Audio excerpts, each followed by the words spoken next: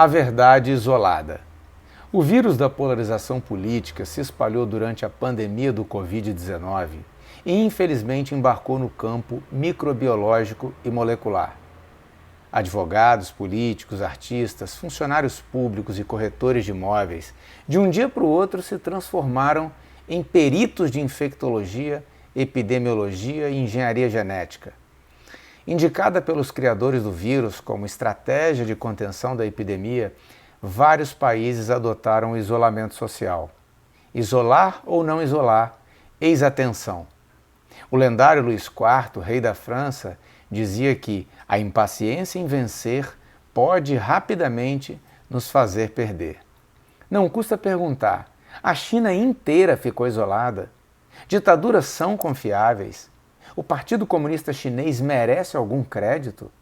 Devemos acreditar nos dados de um país que controla a informação, é unipartidário e tolhe o acesso a mecanismos globais de pesquisa?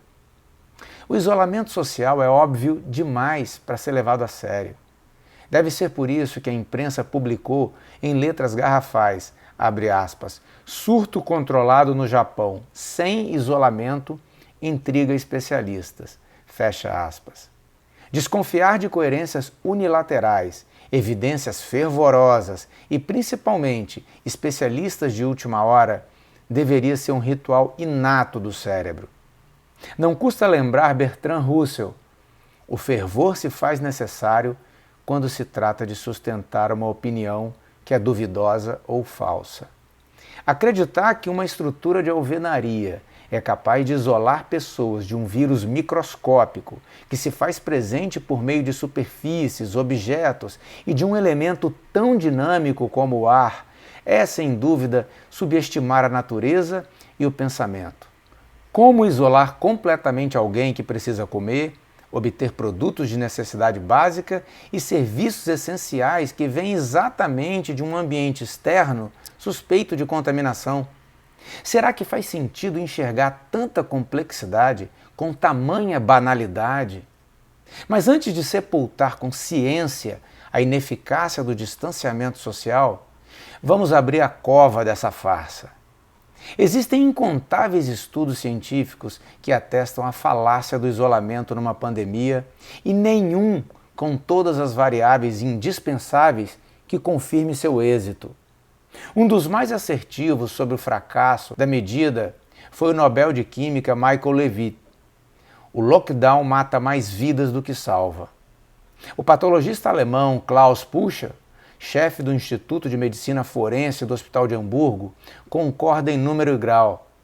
Até mesmo um estudo chinês, que coincidentemente só foi publicado após a epidemia da China, confirmou que os surtos domiciliares foram a categoria dominante do Covid-19.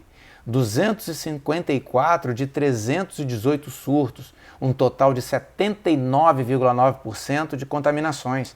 Seguidos pelos transportes, 108 surtos, total de 34%. A pesquisa foi publicada em revista científica.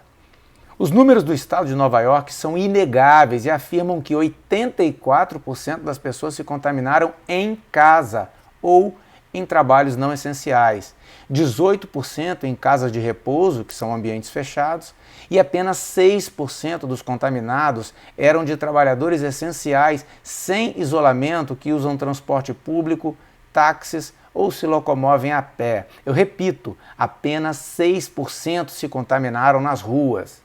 A diferença estatística discrepante entre infectados domiciliares e trabalhadores essenciais deveria ser um balde de água fria no uso do isolamento.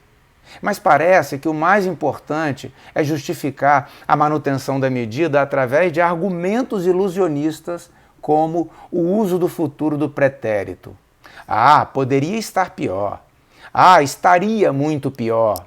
Ah, infectaria mais pessoas. Comparar acontecimentos reais com um presente imaginário, quando há casos concretos e competentes do não uso do isolamento, como em países como Japão e Coreia do Sul, este com apenas 266 óbitos, 5 por milhão de habitantes, é de uma desonestidade intelectual sem precedentes.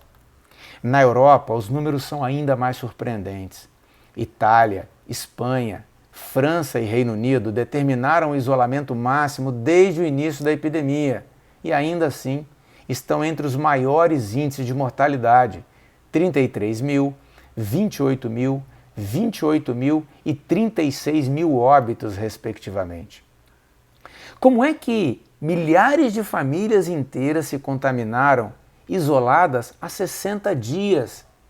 Se o isolamento é tão eficaz, o que explica tamanha contradição nos números? Na defesa da quarentena, o surto crescente é o da criatividade.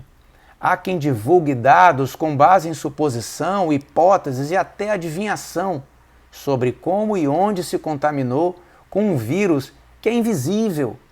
Foi o caso de uma atriz apologista do Fique em Casa, que teve toda a família infectada sem sair da raia. Ah, foi o elevador.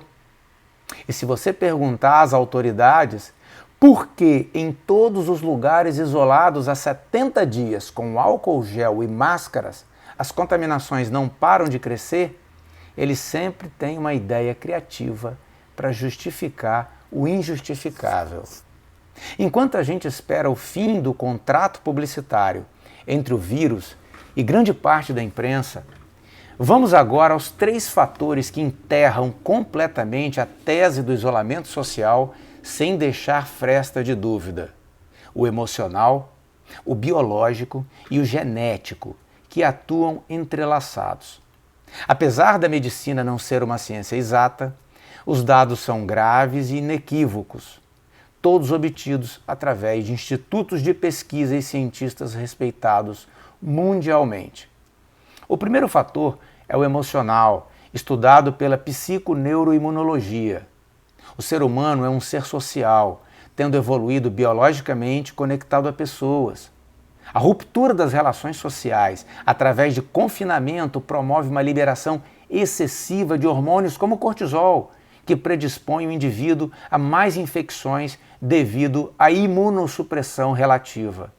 O sistema imunológico fica vulnerável exatamente quando deveria ser potencializado. O tema é extenso, mas ponto passivo na ciência. Um outro fator é que, como o isolamento não tem projeção ou prazo para acabar, há um grave aumento de medo, ansiedade, melancolia, irritação, tensão e do sentimento de solidão, que biologicamente produz os mesmos efeitos devastadores da depressão. Isso tudo é constatação e conclusão científica. Todas essas doenças, por si só, já provocariam uma catástrofe, mas a notícia é que elas ainda originam dezenas de psicopatologias, violência doméstica, distúrbios familiares e um aumento vertiginoso do suicídio. Imagine com tantos desempregados.